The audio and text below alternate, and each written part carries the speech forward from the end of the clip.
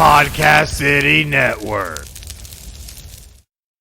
Listener discretion is advised.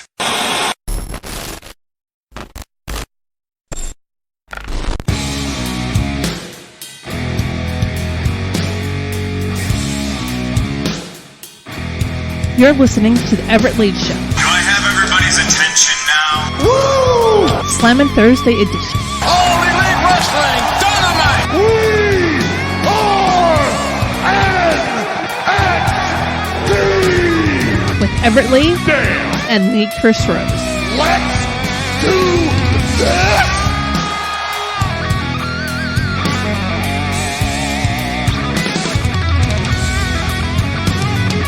That's right, ladies and gentlemen, let's do this. Welcome to 2020 edition of Slammin' Thursday with Everett Lee and the Chris Rose on the Everett Lee Show Slammin' Thursday edition. We're back for 2020, the first Slammin' Thursday edition of 2020.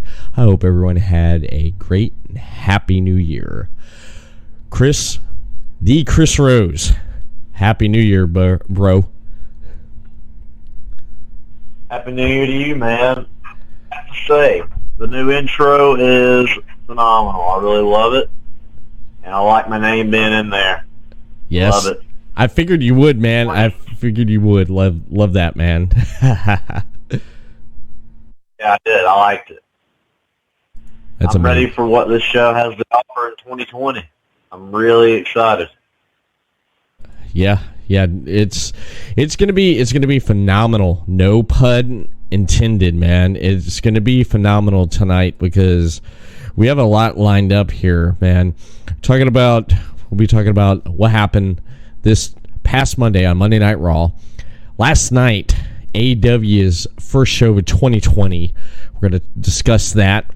Also, gonna discuss this day in wrestling history and something that you and I talked about a few days ago was wrestling moments. Everyone's looking back at 2019, talking about what was the best moment wrestling, and then of course on other radio shows, wrestling radio shows, they talked about the best wrestler of the decade. Why don't we just raise the bar up a hair and let's do best wrestling moment of the decade between 2010 and 2019. We're going to discuss those right there. We're going to share our favorite moments, man. And you gave me a list of stuff. God dang. Did you watch quite a bit of wrestling this past on the holidays? Did you? Yeah, I did. I watched The Rock and John Cena and CM Punk and John Cena. Oh. And as New Year's was approaching, I was, just looking back on the 10 years of the WWE or whatever, any kind of wrestling. Yeah. And I came up with a list that I sent you, and I was just sitting here and just thinking about this decade, and there is a lot of moments, good moments, and there's a lot that come to mind. The Undertaker's streak came to an end by Brock Lesnar at WrestleMania 30. Yeah. I mean, that pay-per-view alone was crazy. That pay-per-view alone with Daniel Bryan beating Randy Orton and Batista, that's probably one of the best WrestleMania moments of all time. It was when Daniel Bryan won the championships, the Undisputed Championship. I mean, that was pretty great. Yeah. Yeah, those are some great moments right there, and we're going to discuss more into talking about that, man, here. Like you mentioned, because I want to hear more on this right here. I want to hear more on what you got going on with your favorite wrestling moments of the decade. I got quite a bit of wrestling moments of the decade myself. So it's gonna be a great, fantastic show for 2020 because, You got Everett Lee, and you got the Chris Rose in the house, baby, sitting back and having Drinking a little bit of the bubbly. and then just enjoying everything with wrestling. And yeah, we're definitely gonna have a great time tonight. We definitely are gonna have a great time talking about a lot of good things. There's a lot of good things that we are going to be discussing tonight, and there's some things which we'll be discussing and talking about which wasn't really that great.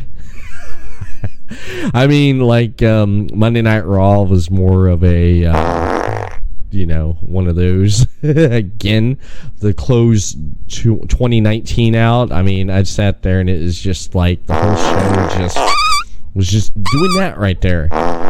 It just seemed like that. Did it not? Yeah, man. I mean, the show's too long. It's 3 hours long. It's just too long of a show for everybody to get invested in, and they don't have the manpower to do it. They do have the manpower, but none of them are really connecting with the audience. They need guys in there. They need to redo the whole show. Yeah, it's really hard to watch. There was some good from the show, but they really dropped the ball with me and you said it countless times. Bobby Lashley and the Lana wedding is awful. Yeah. The whole segment. Like you texted me the other day, Liv Morgan should have been brought back away from this bad shit. Now she's involved with it. Yeah, and that's just a shame. They repackaged Liv Morgan as a whole different character and completely wrecked it. Yeah, they if they wanted to involve her at all in this, it should have been her having an affair with Lashley instead of Lana. Yeah, I mean, come on now. That would have been made much more sense though. But why show up at that point? And the fake cake or whatever that little gimmick was in the ring, I knew someone was going to be in that because of how big it was. Yeah, and it ended up Rusev jumping out of it. It was just a very hokey segment.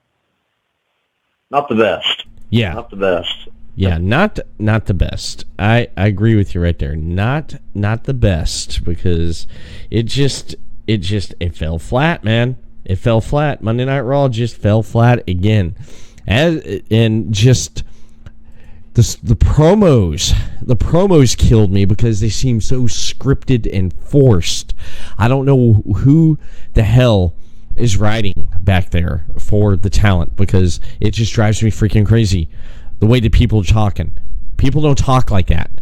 Like, for example, Ricochet coming out there. Oh, you want to do that to it? Just how he forced it. Oh God, it just killed me. What's the reason for Ricochet coming out there and helping a local guy? Mm-hmm. And he didn't even say the local guy's name. He just came out there and was defending Humberto Carrillo, who wasn't even on the show. And he didn't even attack Humberto Carrillo. He attacked a local guy, and he wasn't. It was just a weird show. Didn't make sense to me. The best thing on the show was Aleister Black and Buddy Murphy's match. It was better than their TLC match, in my opinion. It was really, really good. Oh yeah, that was a great match. Yeah, that was great. That right there. I love the beginning of the match when Buddy Murphy did the Aleister Black spot in the ring where he did the crisscross pose. Mm-hmm. He reversed psychology on Aleister Black. I loved it. These guys mesh well together. And I was saying this all along. These two guys need to get in the ring together. They have similar looks. The styles are the same. They both strike good. these guys, I don't care. If these guys could feud all year, and I would not be unhappy as long as the story's good. But right now, it's going great. But I mean, I think that Buddy Murphy needs to get a little win. But I mean, he's legit. Both guys are. I loved it. Yeah. They both were. They both were. And I hate to pull this up though, but basically, like with like Lana and Liv Morgan, it felt more like a what do you call it here? It felt more of just the hot, passionate, it's like, hey, Lana.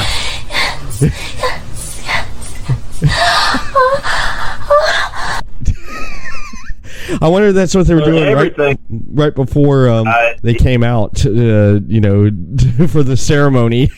I had to play that, dude. You had to just throw that bit in there, didn't you? Yes, I did. I had to throw that in there. Yeah, I thought they post about saying that these two girls are single-handedly going to bring back the bras and panties matches. Really? Yeah, I was like, oh my god. Yeah. I mean, they picked the two women to do it with, but no, that's so 2005. Women's wrestling needs to be about the wrestling, and I think they should have brought back Liv Morgan in a different way than this, because this is like this is different than what they do now. The women are athletic matches, and this is just a weird. They should have brought back Liv Morgan totally different, because Liv Morgan acted. She had a different look, but had the same personalities as she did when she was in the Riot Squad. Just a crazy acting person, and she should have came back a little different. Yeah, exactly. I see where they go with this. Watching Raw is so hard. It is. It's pulling. I would rather pull teeth. I'd rather get my own teeth pulled and then watching this right here, because it's so horrible. It's so horrible. But it's a good point that you pull up, for the fact that right there, if they pulled what they did with Bobby Lashley and Lana's wedding, if they pulled that in 1998, it would have went off perfectly. However, this is 2000. It was 2019. Come on now, that stuff's not going to fly anymore, because times have changed and it's not that anymore. I know people are wanting Attitude Era to come back though, but that right there, I think it was a little bit too forced. And Liv coming back and them using her in that type of way, it killed me, man. It killed me, because having her come back in that form and that capacity, it just they could have done something different. There was talks of her coming back with the Firefly Funhouse, coming back as Sister Abigail, and there was also talk about her rejoining, bringing the Riot Squad back. But none of that, man, none of it. Yeah, I'm hoping that they change it up in 2020 and give Raw a different feel and just a different, look and everything. I didn't get the Drew McIntyre handicap match. I thought Drew McIntyre was the heel. They looked more like a babyface / heel in the segment. Yeah, I didn't get that either. It kind of hurt the credibility of Ryder and Hawkins. Mm-hmm. And even though, they do, they are glorified jobbers, but it just felt so weird on the show to have that in there. Drew McIntyre deserves better than what he's getting. Drew McIntyre exactly should have been the universe when he came to Raw a long time ago. When he came from NXT to Raw, he should have been the champion right off the bat. Right. They dropped the ball with Drew McIntyre, still continuing to bury him. He left the company because of it the first time, and now he's getting treated the same as the first run he had. Mm-hmm. And it's a shame because the guy is great. He is the best. He is the best look in the business, and he can work, and he can talk, and they forced him to do this terrible shit all the time. And it's funny to watch because I'm a big supporter of him, and he has tons of supporters who. There's a lot. I mean, there's a lot more than this guy, Drew McIntyre, deserves better in that company. Yeah, he does. He does. I definitely agree with you because they were going to do a big push with him. Nothing happened with the push that he was supposed to get. Nothing really happened. They'd have him come out, win 1 week, next week lose. Come out, win again, next week lose. Back and forth, winning, losing, and then he was losing. It was almost like he was reliving his 3MB days. You know? Yeah, it's like he's just a guy there, and that was a waste of TV time. Like I said, 3 hours is a lot of time, and they can't even do anything in that time. No one wants a 3-hour movie or a 3-hour performance art show or whatever. No, I mean, hour and a half, 2 hours is what a wrestling show should be.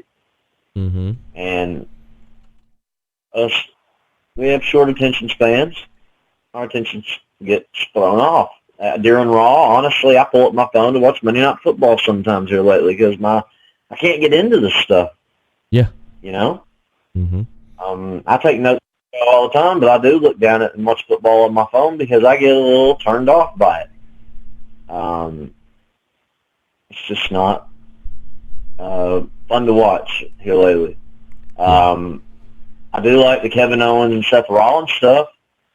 But I mean, I can get into that. Rollins is being a good heel, and he has a good group with him. Mm-hmm. But as far as anything else, it's hard to get into it. Aleister Black and Buddy Murphy is good. I like seeing that. Oh yeah, it's not even a main attracted. It's not even a main storyline really. It's just two guys that can kick ass and work. Right. I love that. I loved it too. They don't have. Why can't these guys? These guys should be having matches for the Universal Championship. The matches we're having. Yeah. But that's just how it is right now. It's just exactly. They love Brock. They love Brock Lesnar. They love the attraction guy having the championship, which is fine. But he's got to be there, and they did announce that he will be on Raw upcoming Monday, and I'll be interested to see who he challenges at the Royal Rumble. Yeah. Because it's going to be there. That's what they're going to discuss is the Rumble. Yeah. And hopefully they bring back a Battle Royal or something, have a 20-man Battle Royal winner faces the champion. They don't do that no more. They don't do that stuff no more. Just an out-of-nowhere guy gets a shot. Mm-hmm. Have Drew McIntyre win a 20-man Battle Royal or something. Yeah. Let's see the Drew McIntyre Lesnar kick ass at the Rumble. We'll see what happens, though. We'll see what happens with Brock on Monday. I'm really interested to see what happens. Yeah, who's going after the WWE Championship? Who is going to go after it? Because Rey Mysterio, he put that behind him now, and he left, and he's sitting at home with the championship, and now the Royal Rumble's coming up, and he's going to be back next Monday. They got to promote that right there. And what I hate every year in the last few years with the Royal Rumble, everyone comes out to the ring, they do a match, or before their match, they say, I just want everyone to know I'm going to be in the Royal Rumble this year. It's like, I kind of figured you were going to be in there, because pretty much, they're apparently what they're going to be doing with this year's Royal Rumble, they're going to be taking 15 Raw superstars, 15 SmackDown superstars, and 15 or 10 NXT talent. Or actually, no, it's 10 Raw, 10 from SmackDown, 10 from NXT, something like that. I'm gonna have to go back and look at that. And they're gonna be in the Royal Rumble. And there was already, I mean, I mentioned last month, 2 months ago, who I think is gonna win the 2020 Royal Rumble, and that's Kevin Owens. I like to see Kevin Owens win it. You pretty much are set on Drew to win it. I'd like to see him win it. Actually, that's a good pick. That definitely is a good pick. Either him win the Royal Rumble or face Brock at the Royal Rumble, which I just thought of right off the top of my head here, just rambling on, just so I think of stuff while I'm talking. Yeah. But because man, I just want Drew McIntyre to have more than what he's getting. Yeah. Guy looks great. Use that. I mean, I thought Vince loved that because I thought Vince loved that type of person, that big, nasty, bad guy with the great body, the good looks, and the guy that can wrestle. The guy is a great performer. Mm-hmm. Yeah. Yeah, he's a lot better. And it's plain and simple. Remember, he was the chosen one. Remember that. He was the chosen one. Yeah, remember all that? That was my second year watching wrestling again. And I watched it in 2008, and I remember him coming in. And yeah, I like Drew McIntyre. I've always been a fan of him, and he's aged now. He's more polished. He probably in 2009 he was really, really young, and he was in that spot just because of that look. But now he's way more polished as a performer and looks great. Added a lot more size. And, man, I just think he's put in the time there in WWE. Mm-hmm. He needs to do more. They need to do more with this guy. They just need to. Yeah. Yeah, they definitely need to do more with Drew McIntyre because he's a great talent and he's great in the ring, out of the ring. I mean, he's more polished than what he was before. He definitely was more polished than what he was before, and They need to do something, man. They need to have that talent. And a lot of people say, do you know if any superstar that is big like a Hulk Hogan, a Steve Austin, The Rock, Bruno Sammartino, or a John Cena, do you know anyone that has that type of power right now in WWE? No. The last person to have that power was CM Punk and Daniel Bryan before Daniel Bryan had to retire the first time. Daniel Bryan kind of lost some of that. But CM Punk was the last guy to even compare to John Cena. Yeah. Well, I mean, there's no one like that. There's no one like that right now. I mean, they tried to push Roman Reigns as that guy, but that fell flat because for 4 years they tried it. And the fans said, no, we don't want this guy. We don't want Roman Reigns as our guy. We want Daniel Bryan. We want CM Punk. And what happens? Daniel Bryan gets injured. CM Punk, they drive him out of the company. He goes off to do UFC and what he's doing now, if you follow him. And Roman Reigns, no one wanted him. I mean, he sold a lot of merchandise to kids. I mean, that's great. You making merchandise sales. The kids want to be Roman Reigns. They want a Superman punch, all that good stuff. But you don't have a Hulk Hogan. You don't have a John Cena, Steve Austin, The Rock, Bruno Sammartino. You don't have anyone like that right now. The only thing that you have is just talent that they don't know how to book. They don't. Kevin in the chat, shout out to Kevin. Street Profits are the best thing going on right now. Tag team, if you're going to talk about tag team, if you throw that in there, Street Profits are hot right now. And they're slowly building the tag team division. Am I not right, Chris?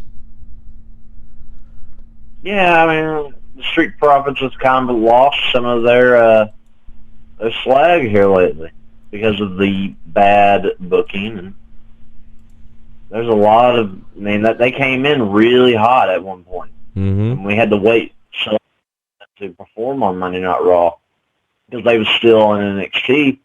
But then when they brought them on the main roster, they dropped the ball with them. Yeah, They have. they have. Ball on them, and I think 2020 is going to be the year for the Street Profits because when they had start to push them on Raw, it was almost the end of 2019. So in 2020, I believe it would be a good year for the Street Profits.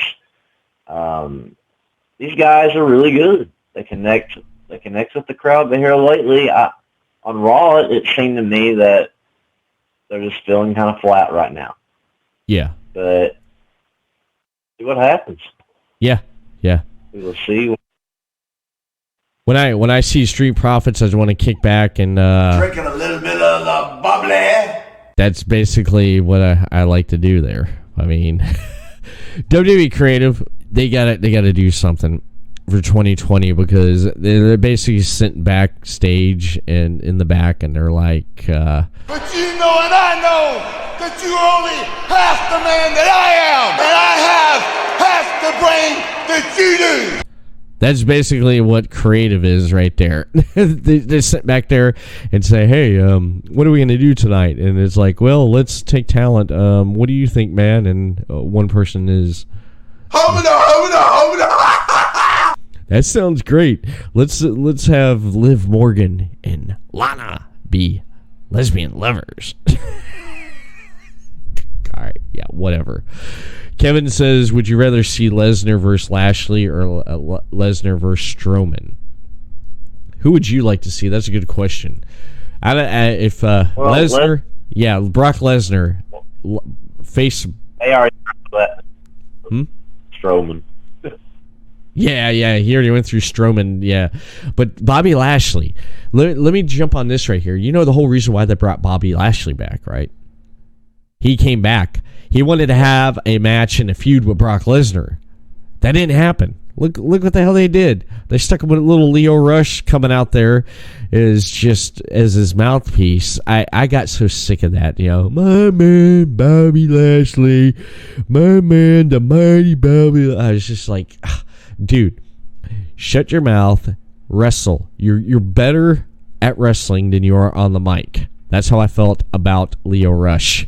Honestly, he's a better performer in the ring than he is on the mic. And I'm glad they don't have him on the mic as much in NXT. But Lashley, I would have liked to seen him when he first came back. Here's another missed opportunity, Chris. They failed on the opportunity to have someone like Lashley come back with the response he got. Throw him in a program against Lesnar. That would have been great. Because why is Bobby Lashley back? Oh, he wants Lesnar. Okay, cool. Book it, plan it. There you go. But what? You dropped the ball on it. How would you have booked Bobby Lashley when he came back to WWE? How would you have booked him? I would have brought him back, and when he debuted against Elias, I remember when he came back, Elias was doing one of his concerts, and at that time, the gimmick was when he was out there doing his concerts, someone would interrupt him. And Lashley interrupted him, but I think he should have won like a Royal Rumble or something, come out at like number 30, and he should have challenged Lesnar, like you said. That was the sole reason, I believe, for him to even be in the WWE was to have that match with Lesnar. Exactly. And that's what everyone, because both guys was on two different UFC brands, Bellator and UFC, and both dominated respectfully in those divisions, and everybody wanted to see that wrestling match in WWE. Yes. And Bobby Lashley left to come back to the WWE. That should have been the match. And then you had guys like Finn Balor beat Bobby, and no dig at Finn Balor, but that kind of ruins the match for like Lashley should be like Lesnar, not shown a lot. He's shown way too much now. Exactly. And he's an attraction. He's brought back as an attraction. He was an attraction in Impact. Impact ain't worth shit in my opinion, but they booked Lashley really well, and they got him over in Impact more than he ever was in WWE. Exactly. When he came back to the it wasn't the best. And they dropped the ball big time. They should have had him and Lesnar go at it. That should have been the match. That should have been what they should have built to with Lashley. And he should be dominant just like Drew McIntyre. Right. Yeah, Lesnar, he hasn't even been the champion yet, and I do not know why. Yeah, I don't know. Vince likes the big guys, and you figured he would start pushing them. I mean, he pushed Roman. That failed, and a lot of people stepped up, and they put other people. They put Roman in the back. I know he battled his leukemia, and he came back and stuff and everything. But one thing I have to say is that, speaking of Roman Reigns, the feud he's been having with Baron Corbin. Baron Corbin has so much heat. Everyone hates this guy. They hate this guy so much that people turn their TV off when he comes on. He legitimately, if I can get that damn word out, has heat on him. That real heat. People cannot stand the guy. Even on social media, people troll his ass. They troll his ass on social media, and he fires back at him. And it's how much they hate this guy. Okay?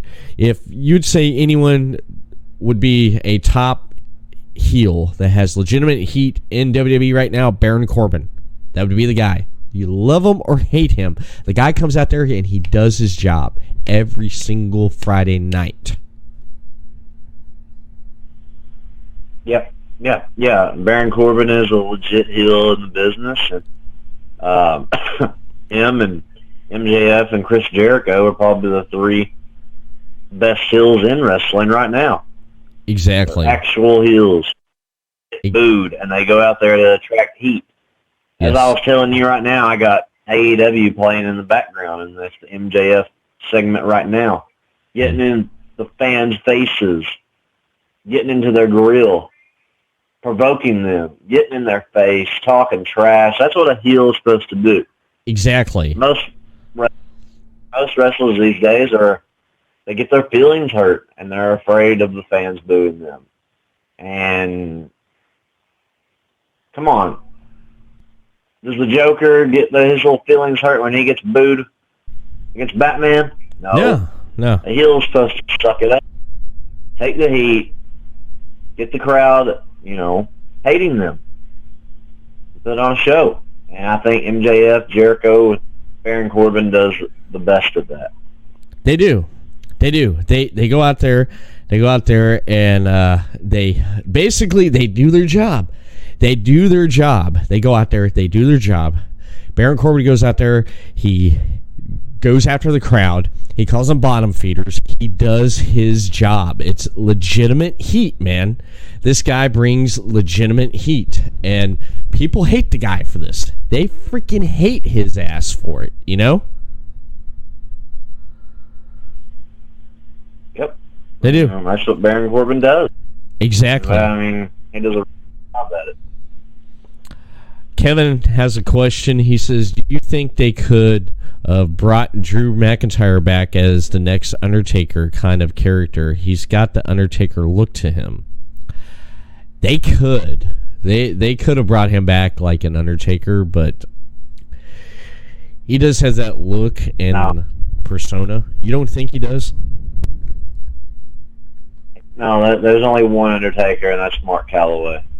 Yeah. Drew McIntyre has a great look. But his gimmick in NXT could have got over in WWE without the Undertaker, comparison. Drew McIntyre could have been he could have not been compared to anybody but himself. If WWE would have booked him right when he came back from his NXT injury onto the main roster, But they paired him with Dolph Ziggler, which is no dig at Dolph. I like Dolph Ziggler as a performer. I think he's really good. Mm-hmm. But Drew McIntyre should have been the Universal Champion, in my opinion. I think he should have went straight to the top. They dropped the ball with this guy. They should have, the same gimmick. His music is awesome. I love his whole thing. Everything he's got going on about. But they're dropping the ball with him right now. They are. They are. They are. The guy went out. Yeah. I've explained why earlier, but Drew McIntyre deserves better. He does. I agree. I definitely agree. Scale 1 to 5. Monday Night Raw. What do you give it? A 2. Give it a 2. I give it a 1. Because it was basically just...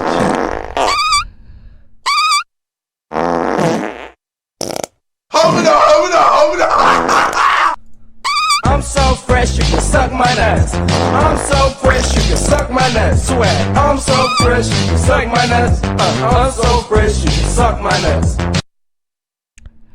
And that's all I got to say about that. Yeah, your little bits are questionable, sir. But funny. Right. Yeah. Well, what we do Everett Lee Friday, we mix things up, keep you on your toes. Yeah. Basically. I'm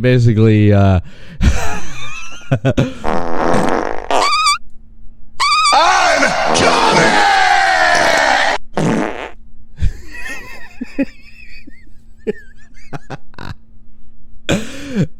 Damn.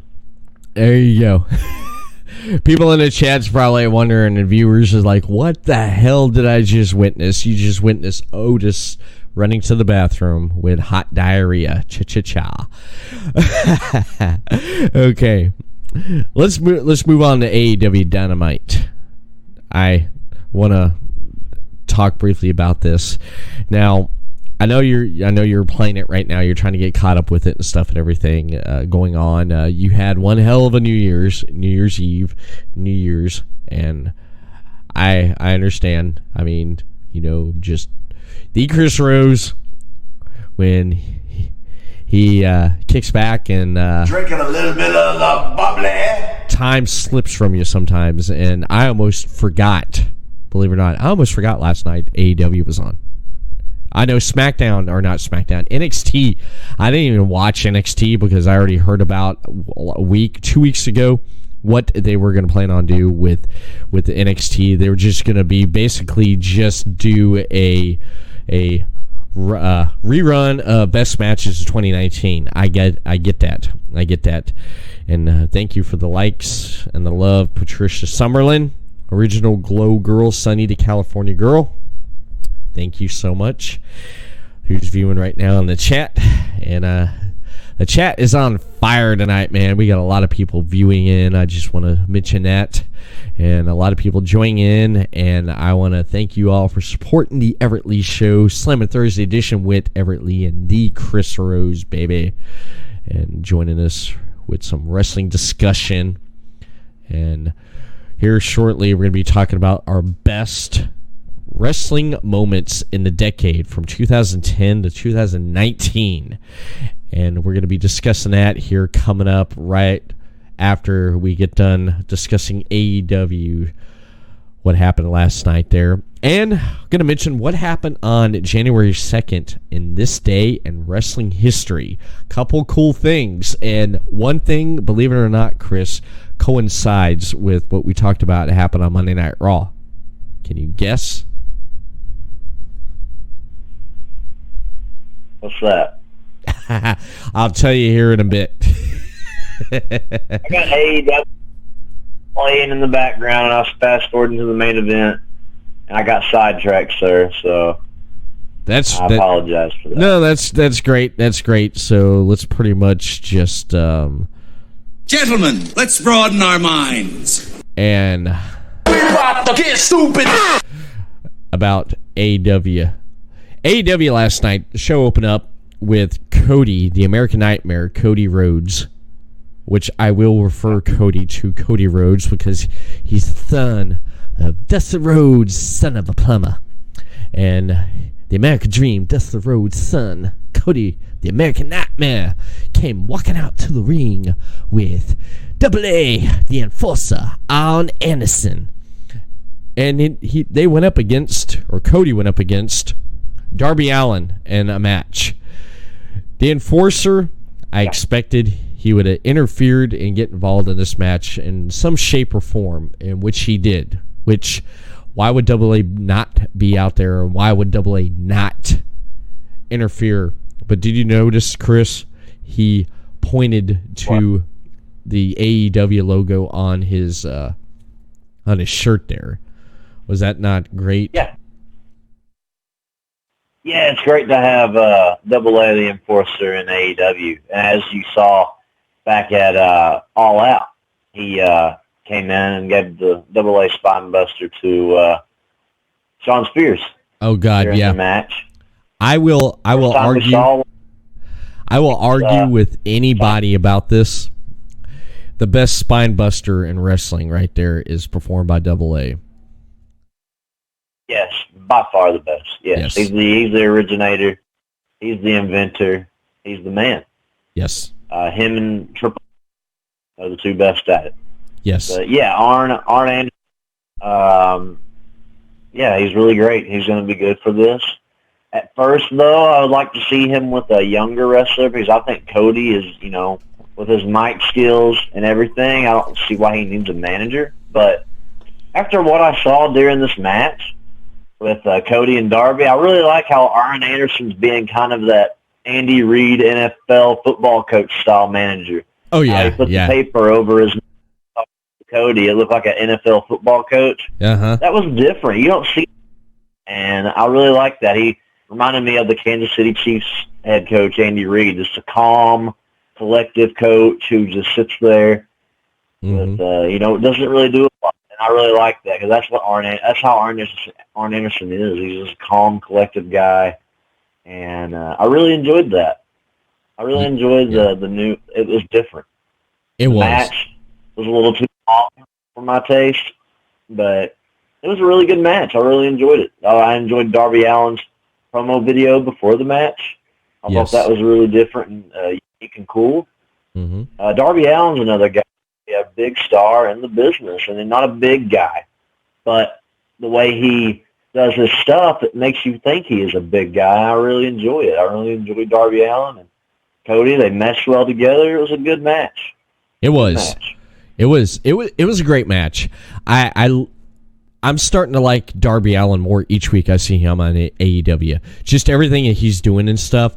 And him having a match against Cody, I got to see that live back during the summer when they came to Daytona Beach here for the not the Fighter Fest, or they were with the CEO Gaming that AEW did. I got to see them wrestle live, tear it up in the ring, and god dang, I tell you, I loved it watching these two perform live in a ring in that squared circle there, just going at it, going back and forth. Darby Allin, I'm starting to really like his finisher, the the coffin drop. I love that, and he held his own against Cody. He worked on a body part, which I like because he's been working on his craft. I love the fact that Darby Allin worked on a body part, like, remind me of old school wrestling there. And he sold what Cody did to him, and Cody sold. And Cody, they both made each other look fantastic in the ring. And at one point, I did not know who the heck was going to win this. And then when Double A jumped in and got up on the ring apron there and distracted the ref, and then Cody countered Darby coming off the top rope, and then he went for the 1, 2, 3, and then that was it. And yeah, Cody won, man. And the last time, like I mentioned, when they wrestled, there was not a winner in that match. It went to a draw. Remember that? Yeah. Yeah. So Fighter Fest. yeah, Fighter Fest. When I was there, he ended up beating. This time, he beat Darby Allin. Finally, he beat Darby Allin. Next match we had was the Fatal 4-Way for the AEW Women's Championship. You had the champion Rio coming out, going up against Britt Baker. Hikaru Shida. I said that right? I said my Japanese right. God dang, man. It sounded great this time, didn't it? I said it right. So, Don't announce those names, but I'm proud of you, buddy. You did a good job. yes, I did. I pronounced it just right. And Nyla Rose, which you haven't really seen much of in this Fatal 4-Way match. One thing that I liked about this match was how at times they eliminated one of the other opponents, and you had two on two. You had 1-on-1, and you had 2-on-1, and then eventually you had all four, and then eventually went back and forth. Momentum did and stuff, and you know, Nyla putting Shadida through a freaking table, man. Oh my God, that just about killed me there. You know? Yeah, it was a crazy match. I really enjoy Hikaru Shida. She's really well. She has a lot of good strikes. Nyla Rose is a beast, no pun intended. She's really good. I really liked her. Rio, it's hard to get into her right now, but she does perform well. But another girl that I say every week, she needs to watch her boyfriend or husband, Adam Cole, wrestle, because she needs to learn. Britt Baker. Her punches look weak. Forearms look weak. It looks bad. It does. She was to sloppy. get her out of this match, honestly. Yeah. But I mean, it was a good match. That was lethal when Riho went through the table at the end of the match. Yeah. And Nyla Rose. that was rough. And obviously, that's what they're going to build to with those two girls. I could see Nyla Rose winning the championship in 2020. Nyla Rose will be your next AEW champion. Yes. I was happy for the fact that Nyla Rose did not get pinned, because I don't like it when I saw Nyla Rose went up against Rio and whoever else at the Fighter Fest last year here in Daytona, and she gets beat by the smallest girl in the ring. Come on. No. I wanted her to come in there and squash them. And I was happy that she didn't get pinned, because that builds more credibility. They need to build credibility. Yes, I agree. Nyla Rose should be AEW Women's Champion in 2020. They need to take the belt off of Rio, because honestly, I know you don't like Britt Baker, but she did cut and make a good promo backstage saying, "I'm here every week," which she's been on TV every week. Where's Rio been? Rio's showed up here and there. Is that? Yeah, I'm not a big fan of. I'm not the biggest fan of Rio either. Yeah. AEW is big on their Japanese wrestlers. That's obvious. Yes. That's Kenny Omega, came from Japan, and he's the guy who signs the women's wrestlers, and he's in charge of that. That's the rumor and innuendo. And yeah, he loves the Japanese women. That's no secret. Mm-hmm. But Nyla Rose, I mean, I think she should be the champion. She should have been the champion from the beginning. She's dominant. She's got the size. Exactly. Give her the championship. She does. And Hikaru Shida is better than Rio, in my opinion. If you're going to put a Japanese girl in there, it should be her. I noticed she has some size, believability. Did you see her pick up Nyla Rose in the match? Give her the Falcon Arrow. God dang. Crazy. Crazy. Big. Mm-hmm. I agree. That was crazy right there. I was like, are you freaking kidding me? She picked up Nyla Rose. Everyone loved that too. Everyone loved that she picked up Nyla and she Falcon Arrow. Pick up Nyla and No one could pick up Nyla, man, and she did. She freaking did, man. But in the end, Rio retains the championship, and next week she's going to be defending it again. And I cannot think of the opponent off the top of my head, but Mr. Moxley, John Moxley, goes up against Trent from Private Best Friends tag team. Yep. And great match. John Moxley goes out there and does what John Moxley does. And he defeats Trent. And then, of course, Jericho cutting this promo and everything and stuff. And they're still teasing. Jericho wants Moxley to join the Inner Circle. And Moxley said, you'll get my answer in person next week. Did you hear the boos from the crowd, man? They expected it this week. They did, man. They expected it. They're just going to keep building, man. They're going to keep building this feud. And that's what they should do. They need to keep, making the fans want more. That's right. And Moxley, the match and everything, it was just there for me. I mean, I'm not into I'm not into the Best Friends all that much like everybody else is. Mm-hmm. But I really want to see a lot more of this. I do. Moxley and Jericho. I'm really into it. Both guys are pros, former WWE superstars. It's going to be great. I'm really excited to see what they do. I am too. I'm excited to see what's going to happen. Well, one thing for sure is you're not going to have Mitch the Plant show up. There's going to probably be about a 33 and a third chance. You're going to see Mitch the Plant show up in the Jericho versus John Moxley feud. You know what I'm talking about, right?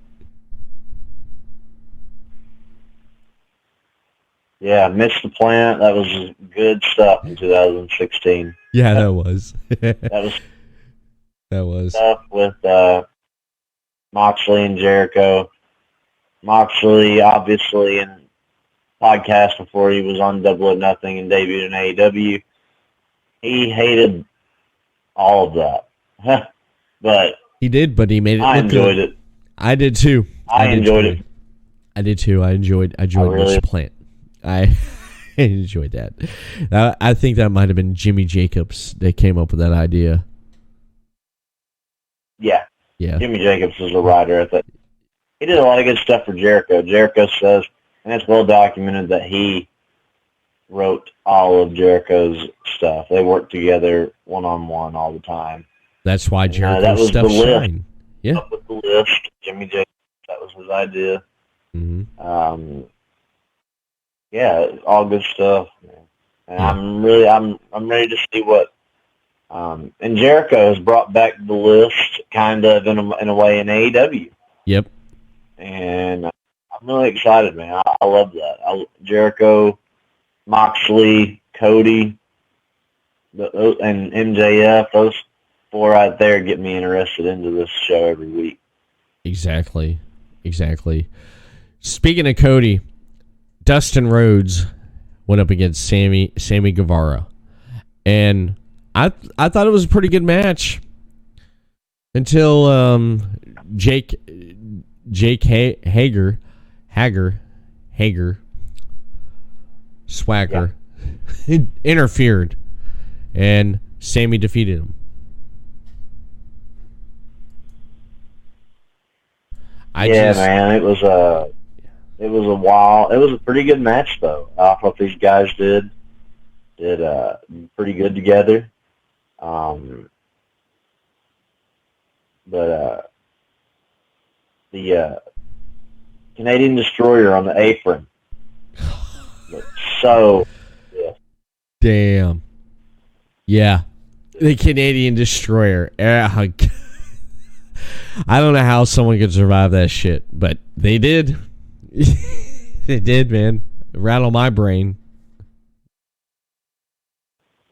Yeah, I mean, that's just what wrestling does not get in this era. Yeah. They do too much stuff and not enough with your characters. Right. They just do too much wild shit that a fan will love in that moment, but then they'll forget about it, and then the wrestler taking it has a brain injury, a head injury, and they just do a lot of stuff that does not make sense just to get a cheap pop from the crowd, and then the crowd just forget about it. They'll watch little clips of it every now and then, but I mean, it didn't accomplish anything. Yeah. And why do that? Why do that spot? It doesn't make sense to me. Yeah. And it looked very unsafe. It looked like he broke his neck. Yeah. And the crowd literally, same thing. Yeah. I mean, I see a lot of stories from people, and they look safe, but that one was so unsafe by, a veteran wrestler. And, yeah, man, crazy. Yeah. Definitely crazy. I definitely agree with you. AEW. Everybody, every match does the same thing. Everybody does a Canadian Destroyer. Yep. Everybody does a lot of the stuff. Some people don't. Mm-hmm. Cody, that's why I can get into those guys, because they do it differently than a lot of everybody else. A lot of people do the Canadian Destroyers, and, a lot of just hit it, like they hit it on replay. Mm-hmm. It's just a lot of the stuff. Yeah, it is. It is. It's just same stuff. I mean, it's just crazy. It is. And like the main event with Elite and versus Pac and the Lucha Brothers, it was just not a lot of wrestling, just a bunch of high spots. Pretty much. No story. Pretty much. It was fast. Yeah. Beginning to end. Yeah, get in there, hit that high spot. High spot here, high spot there, high spot here, high spot there. One wing angel. Super kick party. There you go. Thing, and how can you follow that if you want to make a storyline out of it when you've done everything in your first match? That's what I try to tell these younger wrestlers that I work with. Don't do everything all at once. No. That's why Rocky 1, 2, 3, 4, and all that. They don't imagine all of that being in one movie. That'd be a long, and you would get tired of it. You got to split it up. Yep. You'd have a tumor by the end of it. That's sagas. You can't put everything all in one match. You got to leave the fans wanting more. And AEW has been following the NXT here lately. Yeah, they have. They've been taking notice, man. They've been taking notice because I believe Jim Cornette mentioned. He said, or someone mentioned that AEW needs to watch what NXT's doing, because if they want to stay ahead of NXT in the ratings, they better watch what they're doing, and they better outdo what they're doing. They better put the better programming up. Okay, NXT's doing this week. Okay, what are we going to do? We're going to do this right here. How many people's going to flip over this channel at this time on the program to see this right here? Because we're doing this compared to what NXT's doing. You got to stay ahead of that. You want more product. You want more views and butts in the seat on your product. Yeah, they basically been paying attention. They're paying attention to what NXT's doing now, because NXT there for a while, last month, November, 2 months ago, was beating AEW in the ratings. They were beating them in the ratings. Yeah. Because of the program and everything that was going on. And now AEW is like, all right, this is 2020 New Year. We're going to pay attention to see what the other show's doing on the same night we're on, and we're going to outdo them. And that's what they need to do. Oh, yeah. NXT wasn't. I mean, Vince McMahon's just not going to sit back and let another company try to put him out. No. I mean, he's smarter than that. He's been in the wrestling industry for years, decades. He's not going to sit back and let AEW, a guy with just as much money as Vince McMahon, beat him out. And it's showing. Yes. I think of AEW should have been Darby Allin and Cody, in my opinion. That was the best match on the card. Yeah. That opening match. Fans are really invested in those guys. And the fans, they popped on the stuff in the six-man tag, but after the big high spots, they set right back down. These guys really didn't wrestle. They just did choreographed shit. Yes. And it wasn't, good for me. I've seen the Elite have good matches. I've seen the Lucha Bros and Pac have good matches. This one right here just felt so thrown together and just really not, and it wasn't that good to me. Ray Phoenix is phenomenal. He did some stuff in that match that was awesome. Kenny Omega's pound for pound one of the best wrestlers in the world. He did some good stuff. Right. But it didn't mean a damn thing. No. They got the crowd to pop, but then they shut right back down after it. That's... You go back watching on Christmas break, The Rock and John Cena didn't do half that stuff, and the fans stood up the entire match because they knew how to build, they knew how to work the crowd, they knew how to get that crowd invested in them without even doing the damn thing, but standing there and looking at each other. They did. Crowd the whole match. They did. CM Punk, John stood up the entire time, and they didn't do half the shit they did in that six-man tag match. That's wrestling.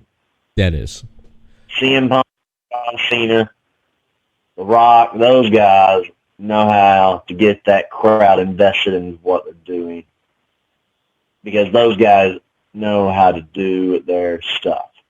They do. CM Punk, they didn't even do the Canadian Destroyers or the backflip, Hurricane 450 Ranas.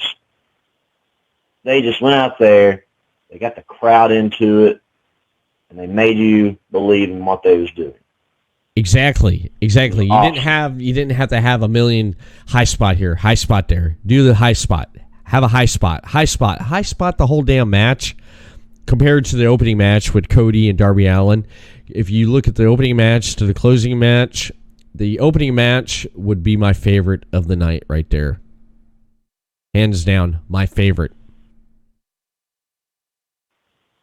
Yeah, one of my favorite matches of the decade was Rock and Cena.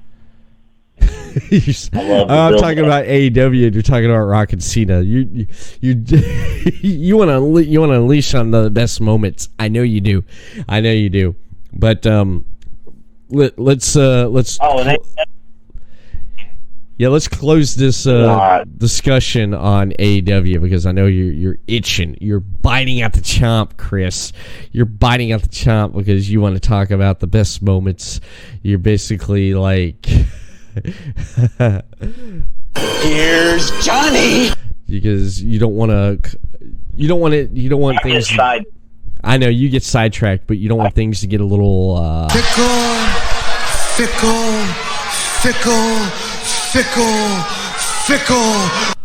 So let's close out the AEW discussion here. Do what? I said, let's close out the AEW discussion right here. Okay. You agree, and I agree. Cody versus Darby Allin, match of the night for AEW Dynamite on January 1st, 2020, correct? Yeah. Oh, yeah. For a match of the night, I really enjoyed it. Yeah, definitely match of the night. Okay. The Fatal 4. Yeah. But the first two matches really kicked off the show really good. Oh, hell yeah. Yeah, they did. They did. That's the way you start a programming right there. A wrestling program on cable TV right there. That's the way you start it off, ladies and gentlemen. That's the way you start it off. Great match. Great opener. Great. 1 to 5. Cody's a damn star. Cody is a star. He's the son of a plumber from great. Texas. Took the roads to American Dream. Son of a plumber with the bionic elbow. He's going to use on your forehead. Am I not right? Just think about if Dusty was still here, he'd be so proud of him right now. I mean, Cody's done wonders for the Rhodes family, and he didn't have to do it in WWE, and that's just great. Yeah, he basically showed that you can make it without the big machine, which is true. Scale 1 to 5. He's the big machine. Yes. But 1 to 5, I'll have to give it a 3. I mean, it was better than Raw, but this wasn't one of the best AEW episodes I've ever watched. So, but I have to give it a 3 out of 5. I give it a 4 out of 5 for the fact that the opening match just had me right there, and MJF's promo right there, and how he's put more Ward Low over, and we're gonna get to see this guy wrestle soon. So there you go, right there. That is AEW Dynamite for our review of it for 2020, ladies and gentlemen. And before we jump into talking about a quick note on this day in wrestling and the best moments of the decade, best wrestling moments of the decade from 2010, 2019, I want to mention that you can follow Podcast City on the following social media platforms: podcastcity.net, the official website of Podcast City Network. You can check out shows such as The Everett Lee Show, Final Score, The Chris Carnage Show, Super Radio Brothers, Imaginarium with Scott and Todd, Best Friend Podcast Show with Heather Owens and Jade, and Wrestle Popcast, Deathmatch Wrestle Podcast, Movie Nights Podcast, and much, much more on podcastcity.net. Follow them on Facebook, Podcast City Network, and hit them up on Twitter. Send them a tweet at Podcast City Net. Follow, subscribe to Podcast City Network right there over on YouTube, Podcast City Network, and on their Twitch channel, Podcast City Network. And when we come back, we're going to discuss our favorite wrestling moments of the decade and what happened on this day in wrestling history. And we will be right back, ladies and gentlemen. You're listening to The Everett Lee Show.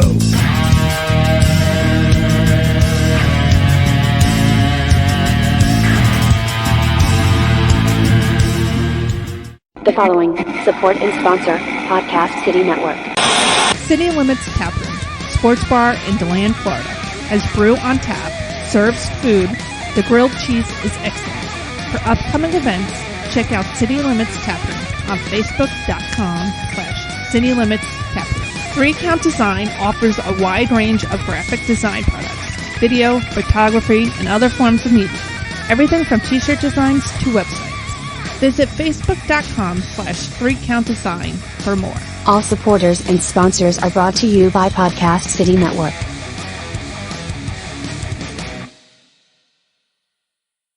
Gentlemen, let's broaden our minds. For more of The Everett Lee Show on social media, follow and like The Everett Lee Show on Facebook, The Everett Lee Show, Twitter, @The Everett_Lee, Instagram, Everett Lee Show. Audio versions of this podcast and previously released podcast can be found on everettleeshow.podbean.com. Stitcher Radio, The Everett Lee Show, give a rating and comment. Apple Podcast, The Everett Lee Show, give a rating and comment. YouTube, The Everett Lee Show, subscribe to the channel. The Everett Lee Show, your shot of entertainment to the head. Hey fans, here at Podcast City Network, we have a lot of great shows on all of our great social media outlets. PodcastCity.net. Facebook.com/Podcast City Network. Hit that thumbs up. You can send a tweet to Podcast City Network on Twitter at Podcast City Net. Only on Podcast City Network.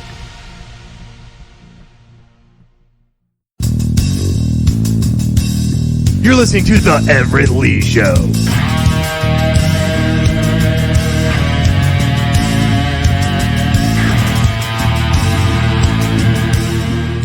All right, ladies and gentlemen, we're back. And again, thank you for listening and thank you for watching tonight here on the Slammin' Thursday edition of the Everett Lee Show with Everett Lee and the Chris Rose. And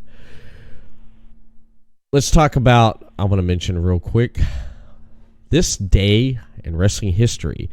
You're going to love this, Chris.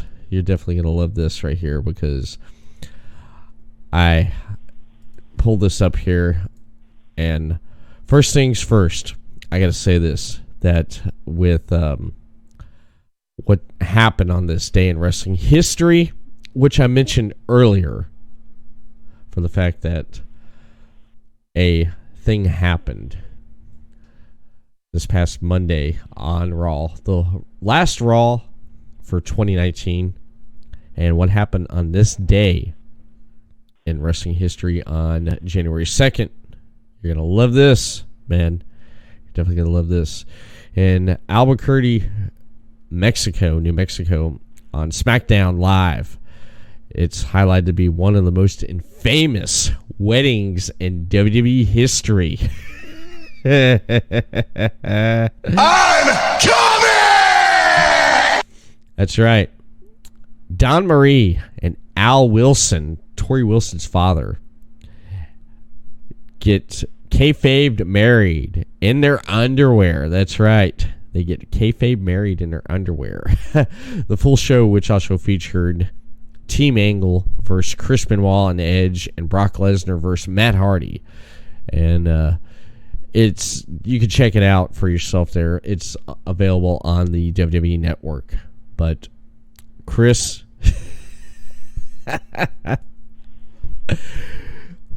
do you remember that right there? I don't even think he's back yet. Here I am just talking.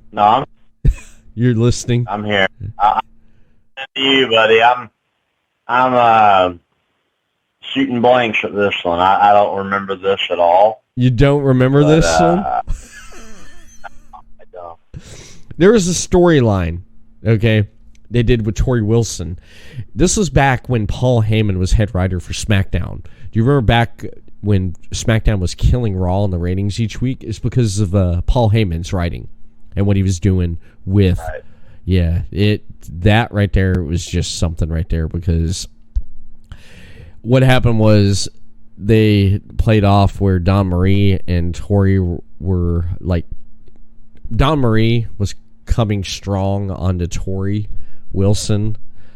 Like, yeah, it was like that though. But then she got involved with Tori's father, and they ended up getting married on SmackDown in his underwear. Al Wilson was in his underwear. Don Marie was wearing this, like, god dang, she looked good. She in her underwear she was wearing, but it was crazy. It was one of those crazy times and crazy moments right there, watching this on television, because you're like, are you freaking kidding me? They're getting married in her underwear and stuff, and Tori was all against it and everything and stuff. I mean, she didn't like it. She did not like it at all, man. I kid you not. She did not like how Don Marie was going after her father.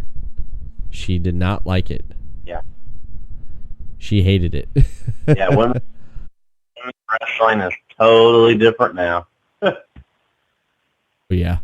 Yeah, crazy. It definitely is. How far it's come. Mm-hmm. Insane. Yeah, it's come a long way. It definitely has come a long way. But yeah, that was crazy right there. Just that right there.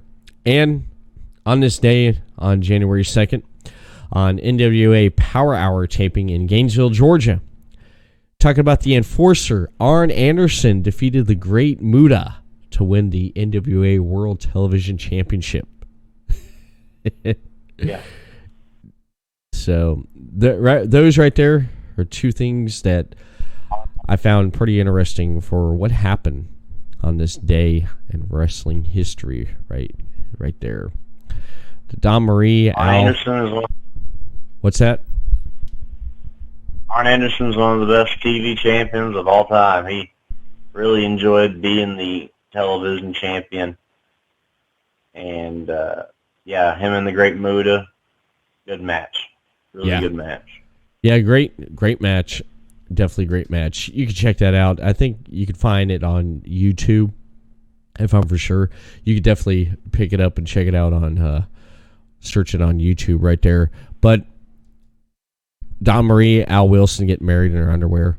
That was something right there. But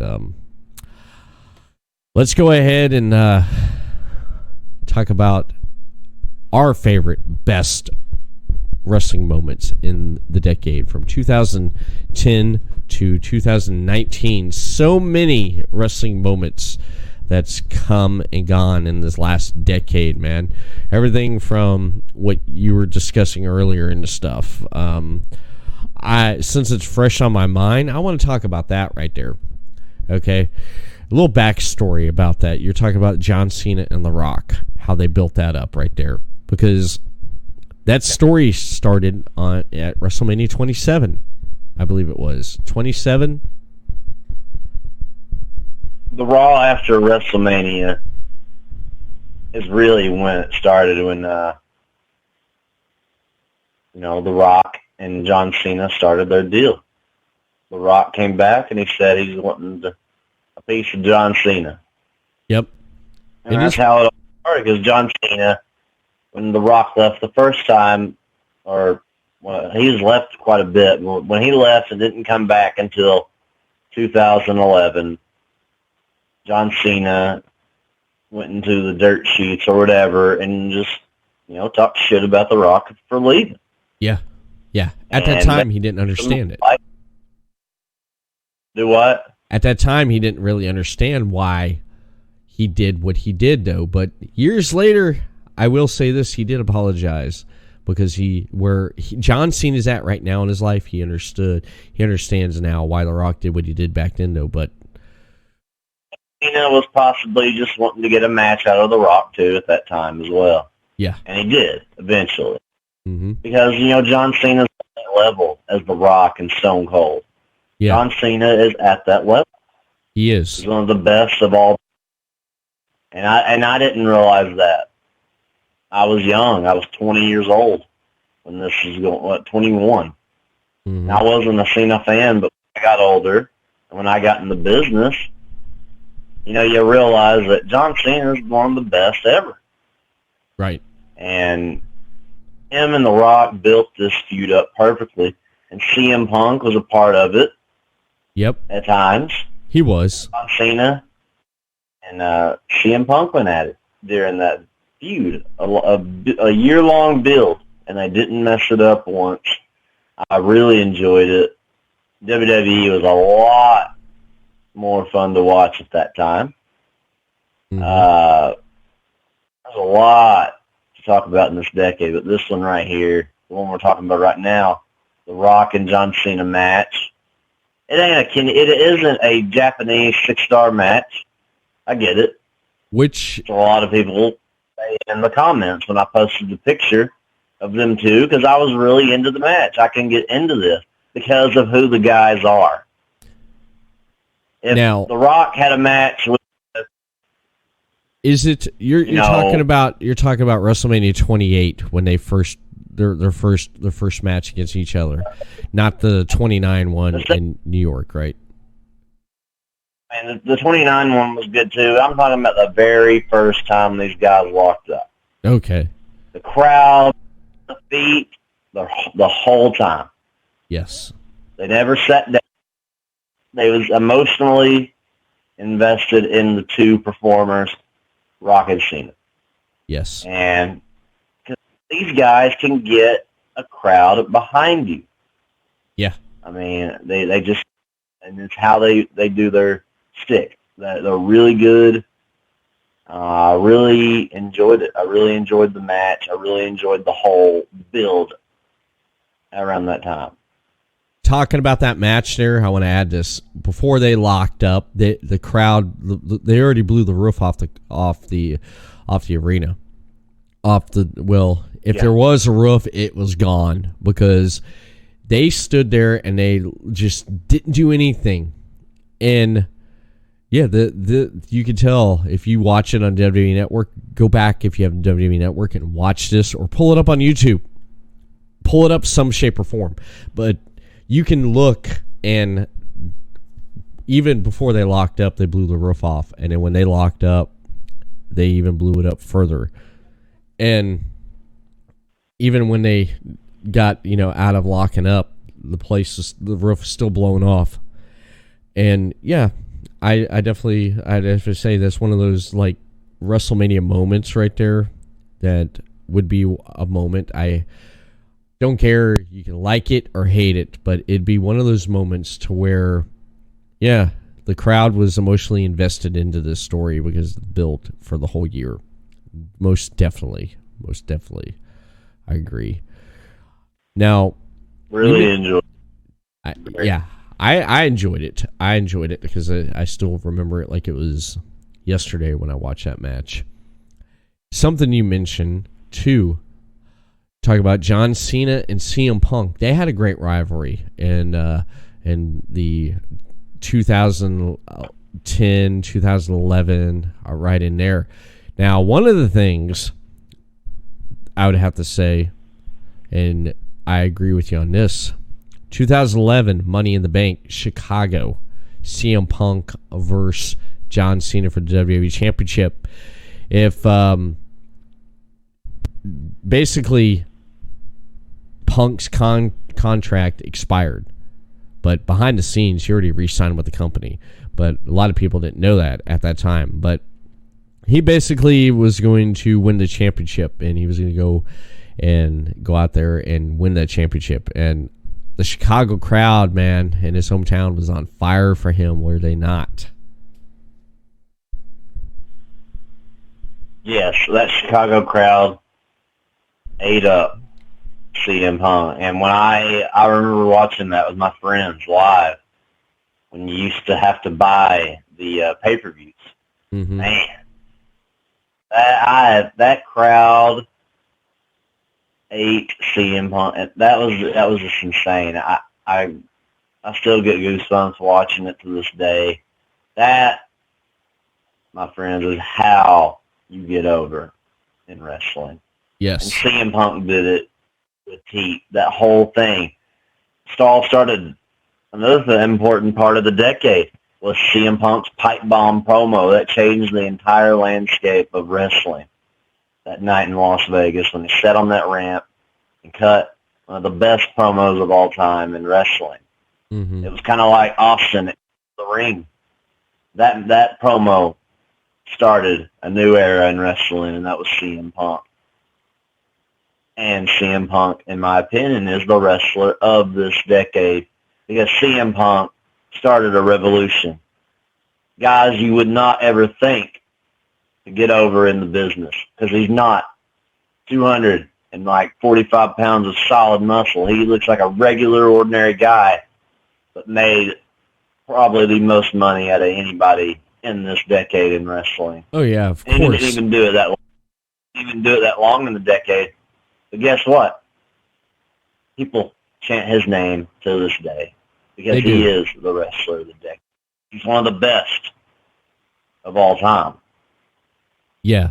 CM Punk can get the palm of your hands, and he's the best thing in WWE, and he's not even wrestling. He's on a WWE backstage show.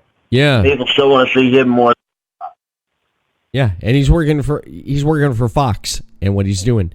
But The thing about that match right there, that during the match, Mr. John Laurinaitis, or what Enzo Amore used to say, calling him Johnny Laryngitis.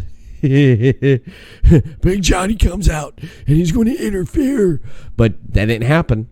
And Vince got pissed, man, when CM Punk won the WWE Championship. He called Alberto Del Rio out to the ring, and that didn't even work. He took the championship. Right. He waved bye-bye, and he ran up through the crowd, and that was it. That was it right there. Yeah, that had to be one of the defining moments of CM Punk right there. Him beating John Cena, winning the WWE Championship, and he went on to hold that championship for 436 days, which a lot of people got an argument with was how WWE made Brock Lesnar the longest reigning champion in WWE in the modern era. No, it was CM Punk. Brock Lesnar's the longest reigning Universal Champion. CM Punk still to this day is the longest reigning WWE champion. He is. Like it or not, he is. Yes. Yeah, you know what? I completely forgot all about that. He is one of the longest reigning champions of all time and of this decade. Yeah. That's something they knew how to get the job done. In the ring, out of the ring. The guy was great on the mic. He was a good wrestler. I really enjoyed his work on the mic almost more of his wrestling, because he knew how to talk you into the building, knew how to get you right in the palm of your hands. And I love the match, the finish of the match, like you were saying. With Vince McMahon did it perfectly. Yes. Johnny Laryngitis came out there. It was just they were trying to do the Montreal Screwjob all over again. Yeah, it didn't work. And I really enjoyed that, because CM Punk was at that stardom at that point. Yeah. Of like a Bret Hart. Oh, you're not going to screw me, though. And John Cena didn't let it happen. Got back in, go to sleep. Man, I was on, the crowd was on their feet the entire time. It was a well-built match. And it all started with the Las Vegas promo. Uh-huh. The pipe bomb. I really enjoyed that feud. John Cena versus CM Punk. And then I had another match at SummerSlam later on in that year. Champion versus champion. They brought him back for that. That was a good feud. And then CM Punk feuded with Triple H that year. That was a good, CM Punk, that whole year, 2011, was awesome. That was the summer of Punk. Stuff WWE. That was the summer of Punk, man. It definitely was. It definitely was the summer of Punk there for CM Punk right there. He held on to that WWE Championship, man, for 436 consecutive days. I mean, he lost it and got it back, lost it. I forgot how many times, though, but the count still stayed on there. It definitely did. Another person, I would have to say, basically, one of the best wrestling moments in this decade. One of the best wrestling moments. I'm not gonna mention that yet, because we're on WWE right now for best wrestling moment in the decade. I would have to go with WrestleMania 30, Daniel Bryan finally winning the WWE World Heavyweight Championship, beating Randy Orton and Batista in that main event triple threat. What I liked about that WrestleMania 30, what I liked about it, there were so many great stories going on for that pay-per-view right there. What I liked was the fact that Daniel Bryan opened up WrestleMania with his match, and he ended WrestleMania with a match. And that match right there, I mean, the opening match, he had to beat Triple H. If he beat Triple H, he was going to be added into the main event at WrestleMania, which he did, which was great. But the story, Triple H ended up getting mad because he got defeated in the opening match, and he ended up taking out Bryan, trying to take him out. So Bryan went into this match hurt, But in the end, Bryan came out on top, man. He built the crowd. The crowd went with him all the way, man, all the way on this journey, because it was a story that started at SummerSlam in 2013, SummerSlam, and went all the way on into 2014 and ended at WrestleMania.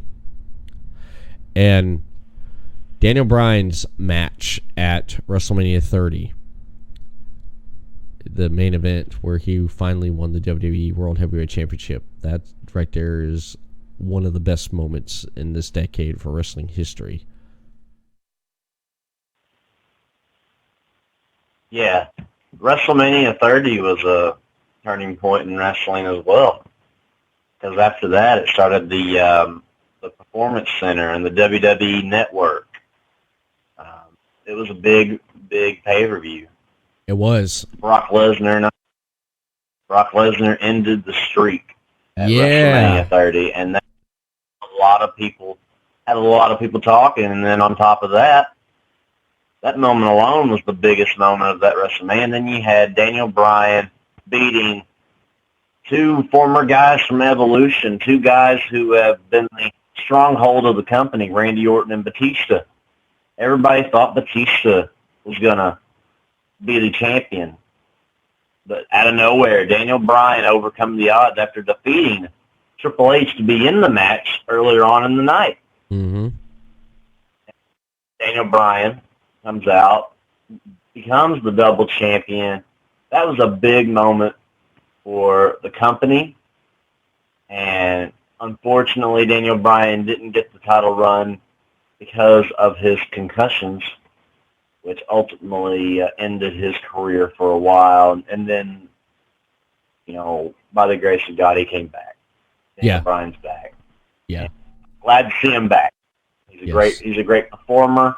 He's one of the best wrestlers of the decade as far as getting that crowd into it. He started the Yes movement. When you start a movement, you're doing something right. He started the Yes chants.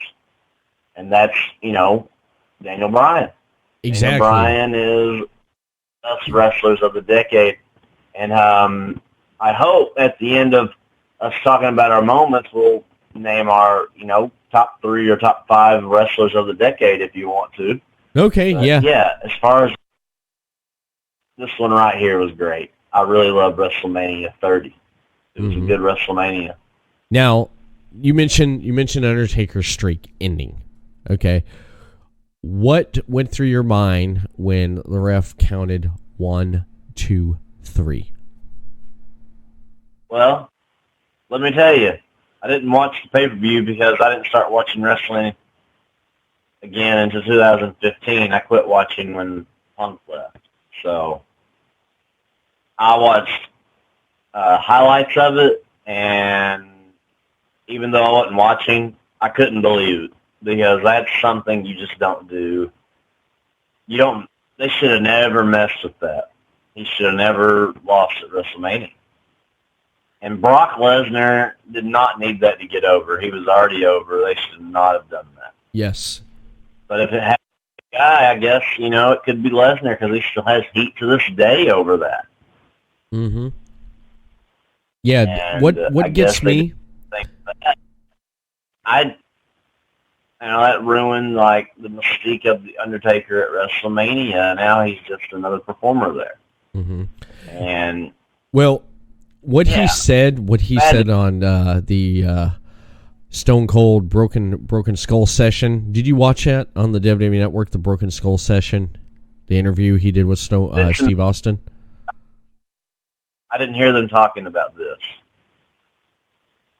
You didn't hear them talking about the streak? No. Okay. What he told Austin was that they thought Vince thought he didn't have it in him anymore. That was it, and he himself thought that was it. But he realized after the streak was broken, he could still go on, and he still had more to give, which he did though. But that's why the streak was broke. But I'll tell you, he will be always known to me as the man that had the streak at WrestleMania. He will be also known as the Undertaker, the whatever it is, Dark Lord or whatever it is. I was gonna say, pull an Aussie. He's like, he's the freaking Prince of Darkness, but that's Aussie. But yeah, Undertaker, he's still gonna have that. To me, he had a great run, and he will be, to me, when I see him, it's always, I think of the streak. He had the longest streak in WrestleMania history, and no one's ever going to beat that. Not in this time. Maybe, 50, 60 years, 70 years down the road or something, but not in this decade. No.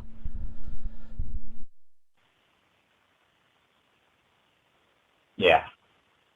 Streak should have never ended, man. I didn't like that. Yeah. It shouldn't. It shouldn't have, though. But, Vince made the call, and, that was it. That pretty much was it, though. And that got some good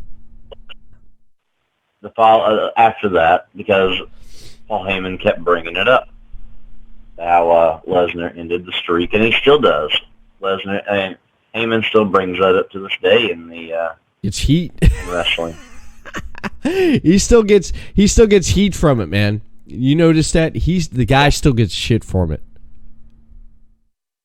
Yeah, she does, yeah. And that's just how the fans are. They're passionate, and they really enjoyed the Undertaker streak. Mm-hmm. Yeah, he still gets shit. He still gets shit from it. He still gets shit from it because of what he has to bring it up every once in a while. And I think it's funny when he does bring it up every once in a while and says, "My client defeated the Undertaker at WrestleMania 30 and defeated him and broke the streak, and woo!" It's like people just get all mad, man. They just every time Heyman mentions that, though. But one thing I do want to mention and bring up, though, but is jumping off of New Japan into New Japan Wrestling. Someone had one of the best wrestling moments of the decade was when Chris Jericho wrestled against Kenny Omega at Wrestle Kingdom 13 or 14, I think it was, and became the IWPG PG Intercontinental Champion. And he was the first wrestler to hold an Intercontinental Championship from two different companies. He held the Intercontinental Championship in WWE, and going to New Japan, he held that championship. That right there, did you see that match in the build with him and Kenny Omega? Did you see that? Well, he defeated he didn't defeat Omega to win the Intercontinental Championship. He defeated the other Japanese wrestler. I can't think of his name, though. Oh. But he faced Kenny Omega for the U.S. Championship when he first came there. Yes. I'm sorry. Yeah, that's right. Totally wrong. This has been forever. I haven't watched a lot of New Japan here lately. The last time I watched New Japan was when Okada faced Chris Jericho. And that's been a while back. That's been a long time. That's been a long time since I've seen New Japan. But if you want to get into this, Chris Jericho making the jump to New Japan was really big for that decade. Yeah, it was. He was a guy that always said, "I'm never going to leave the WWE. I'm going to be with Vince McMahon until the end." And he left, and he reinvented himself, became a whole different character, and he's dominating wrestling today with the same character. He's the best. He's the best right now in wrestling. Yeah. I really enjoyed Chris Jericho, and I really enjoyed that match with Kenny Omega. Kenny Omega was the U.S. champion at the time, and It was just good stuff. It was really good stuff. It was, and some of the stuff that he did with going back and forth in the how they booked the match and how they handled the promos and everything and stuff. It reminded me of an old Southern, wrestling promotion. Something you'd see when Jericho would jump Omega in the ring. He'd pop in there and show up and jump him, in the ring. And then when he took the belt and he'd hit him up beside the head. When was the last time you seen someone grab a championship and use it and, knock someone up beside the head, bust them open, and then sit there and punch them in the head where they got busted open and just pound it on them? You didn't see that. And then especially the press conference. Did you see the footage from the press conference? Did you see it? That was Kenny Omega hasn't done anything great like that since then. Him and Jericho did that well. And then Jericho moved on to Tetsuya Naito. That's his name. Yeah. He was the Intercontinental Champion. They had some great matches. Yeah. Jericho, in this decade in New Japan, was really good. He solidified himself as a main eventer again. Because he did. In WWE, he had the chance. And WWE ruined it with him and Kevin Owens. Him and Kevin Owens had the chance to main event WWE. WWE dropped the ball, of course, with that. Yep. But now Jericho reinvented himself in AEW now, and in New Japan, and that was really a turning point in the wrestling industry. Yes. I really enjoyed that stuff from Jericho. And now Jericho, once again, breaking down the walls. No pun intended. He's going to be in AEW as the champion still and challenging in New Japan. Jericho will be in New Japan challenging for the championship. Is that what he's doing? Jericho's going to be in New Japan again. Yep. Yeah, he definitely is going to be in New Japan again there. And that's amazing. I love it. Tanahashi. Yep. Yeah. That's right. Yep. That's it. That is. Tanahashi wins. He gets a shot at the AEW World Heavyweight Championship. Uh-huh. Not bad. That's the stipulation. Not bad at all. Did you see AEW working together in 2020? AEW and New Japan working together in 2020? On and off. Not like full-time, but on and off. On and off, I probably could. Yeah, I could probably see it happen more in 2020 and stuff, though, but New Japan has that strong relationship with NXT. ROH.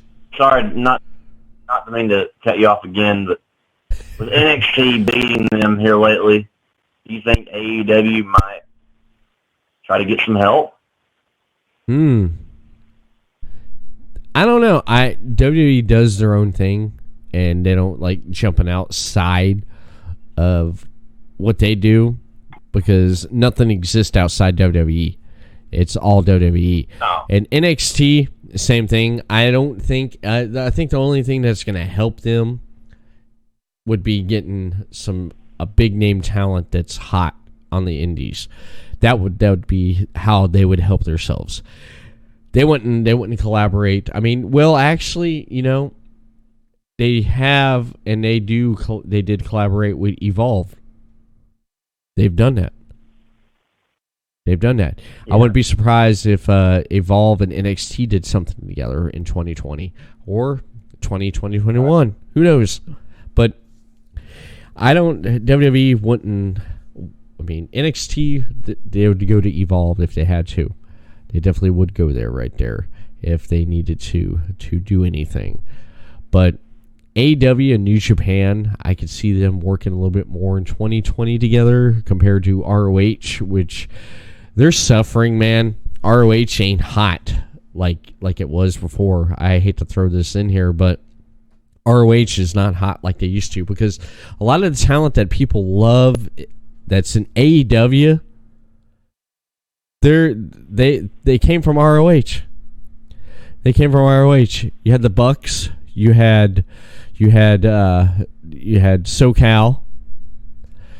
You have some of the other talent I can't think off the top of my head though, but ROH had a great roster at one point, and they all left and went to AEW, or a lot of them went to TNA, went to Knockout. Not Knockout. Excuse me, Impact. There we go. That's the word I'm looking for. Impact Wrestling. They went to Impact, between Impact and AEW. But 2020, New Japan, AEW, yeah, I could see them working more together with doing things. But that's would have to be one of my favorite moments of the decade. Yeah. Would be the Kenny Omega Chris Jericho feud, and the build up to that was just excellent. Yeah, it was. Goldberg returning to WWE was really fun. That's a good one. Having man. Having the match with Lesnar, Goldberg returning to the ring. I never thought that would happen. Yeah. That's why it was so good to me. I never thought that Goldberg would return like he did and beat Lesnar at Survivor Series that quick. And because that's what Goldberg used to do to everybody, beat them real quick. And I really liked that. That's a moment that sticks out to me right there. Goldberg returned. Then they had another match at WrestleMania, and it was great. Great stuff. It was great stuff, man. You didn't expect, and I loved how they booked Goldberg. They booked him like the old WCW, which you didn't get to see in a long time. You didn't get to see that, and he won the Universal Championship, and he held on to it probably about a month, and then he lost it to Lesnar at Mania, and that was pretty much was it for now. Goldberg's like, that's it for now, But here's a moment that happened in this decade. Edge retiring because of neck injury in 2011. 2019, you seen Edge step back into a wrestling ring and do a spear to Elias. Wow. So you say to yourself, something's going on. The guy retired because of neck injury, and he had to retire because if he took another bump in the ring, he'd be in a wheelchair. And then 8 years later, he ends up back in the ring spearing someone. Like he never even left without a care in the world. That would be a moment right there. Seeing Edge step back in the ring and giving another spear to someone. I would love. Edge was very instrumental in my wrestling career about being a wrestler. I miss Edge, and it sucks that he had to go the way. It sucks that he had to leave the wrestling business. Yep. The way he did. It did. Edge quoted someone saying, and someone mentioned the Edge, they said, you don't, in wrestling, when it comes down to it, in pro wrestling, you don't decide when you're going to retire. Your body will tell you when it's time. And his body, he was like, that's it. That was it. Yeah, I really do miss Edge. Love to see him back in the ring. Yeah, I definitely would love to see him back in the ring at one point and stuff.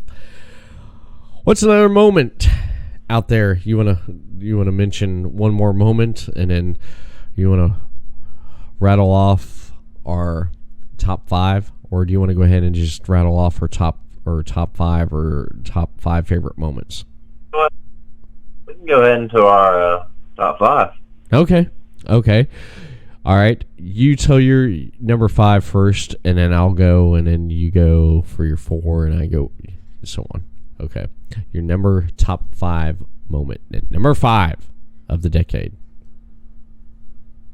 I'm going to go with Chris Jericho at number 5.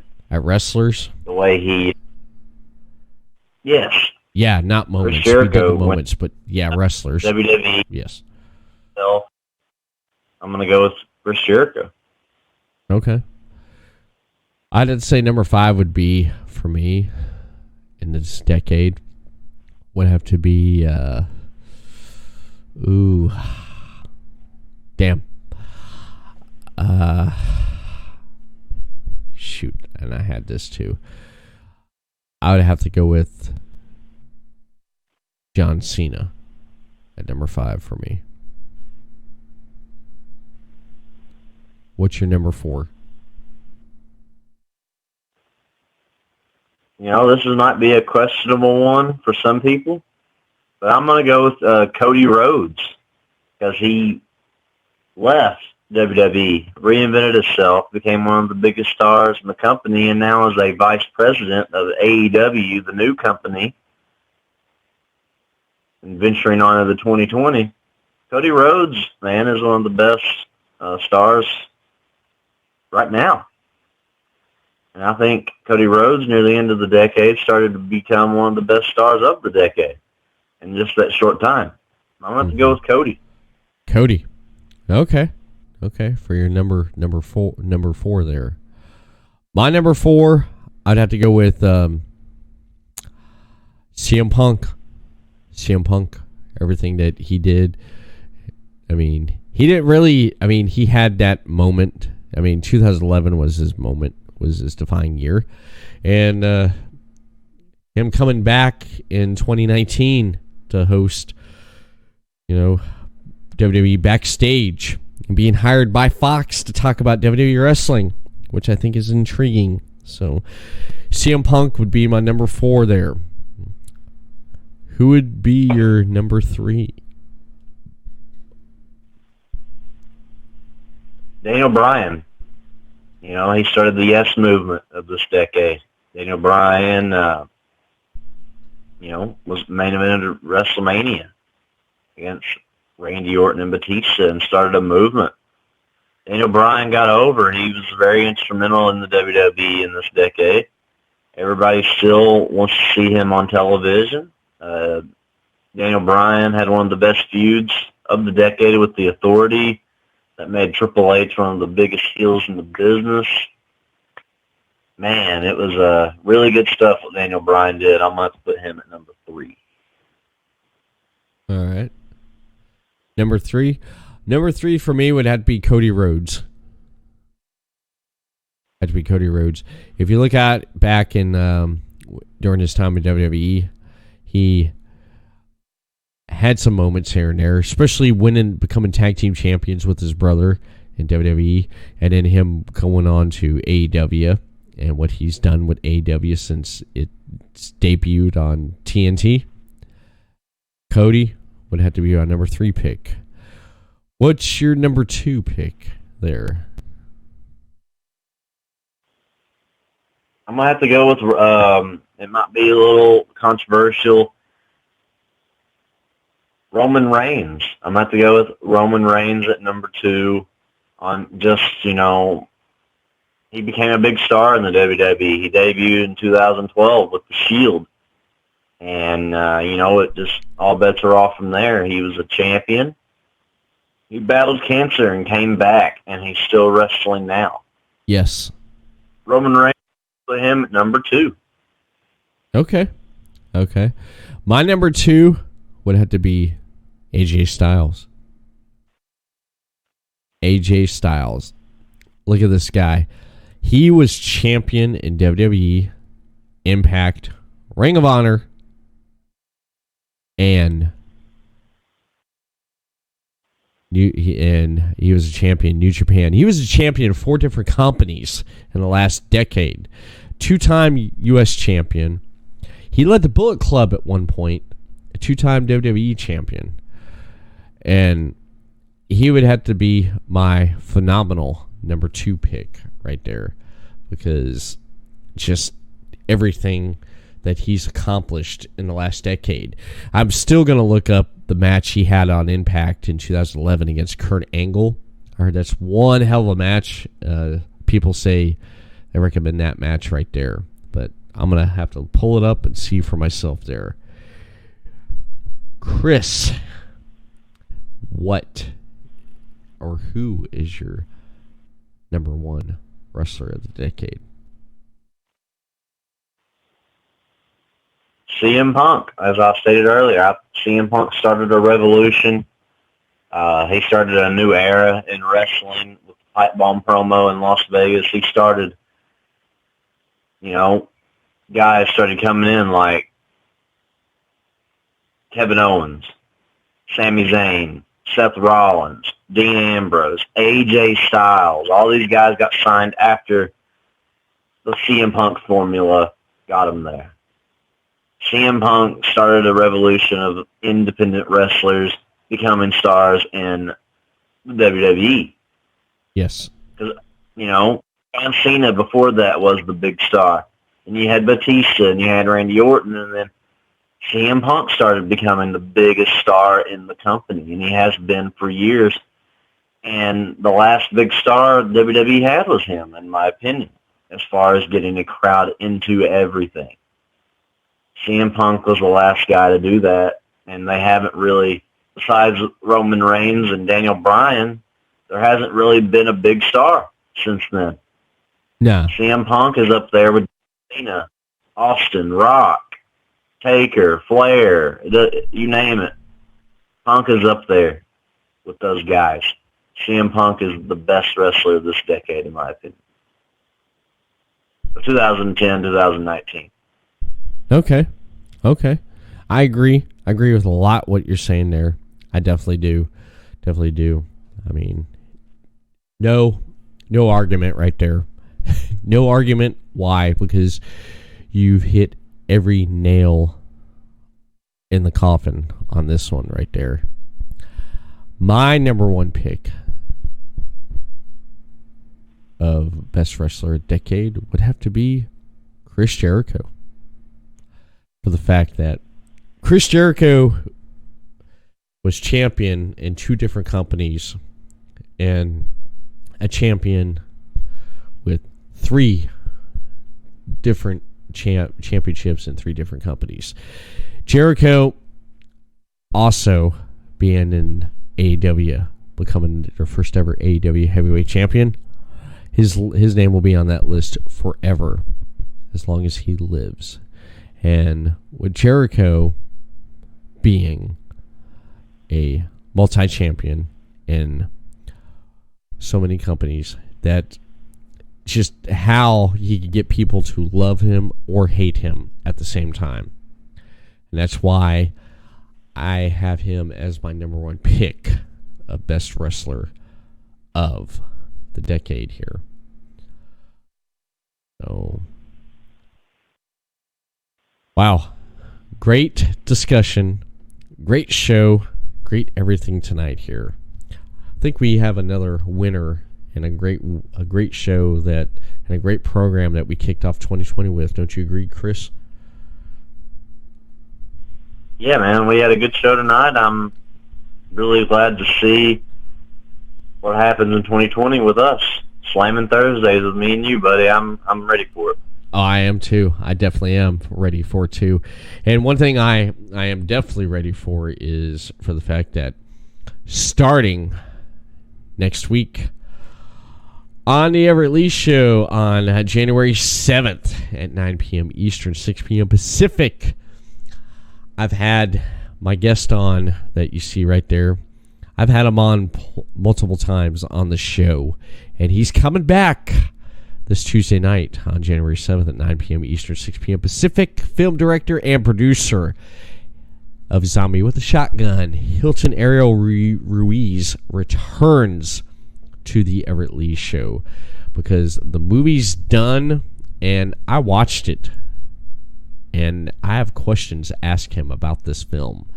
So be sure to check out the first interview with my guest for 2020 right there on January 7th at 9 p.m. Eastern, 6 p.m. Pacific. Live right here on Facebook.com/The Everett Lee and over on Twitch, twitch.tv/The Everett Lee. And you can follow more podcast shows such as The Everett Lee Show over on podcastcity.net, your top source for independent podcasting.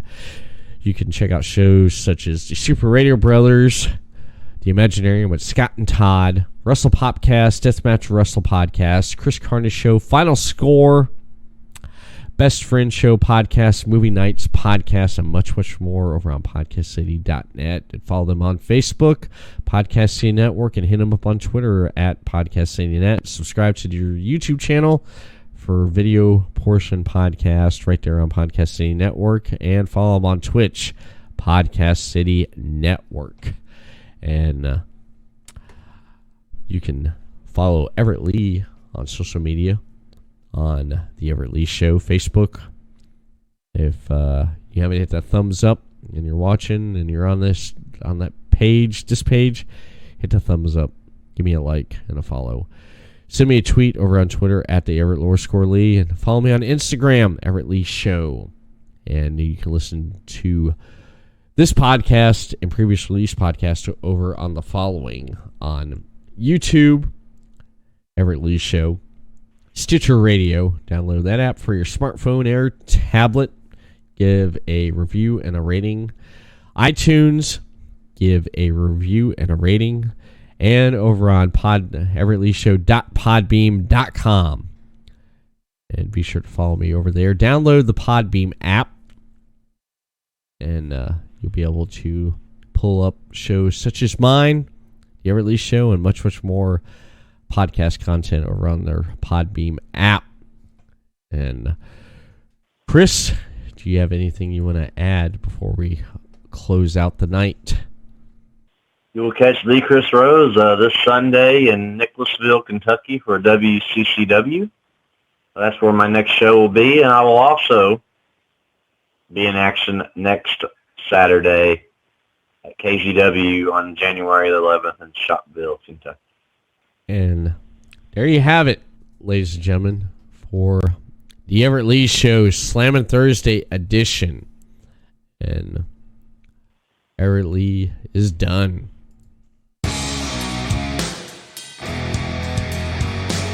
We will see you again next Thursday night for another edition of Slammin' Thursday edition of the Everett Lee Show with Everett Lee and the Chris Rose. Have a good night and a good weekend. We'll see you here next week for Slammin' Thursday. Ladies and gentlemen, peace.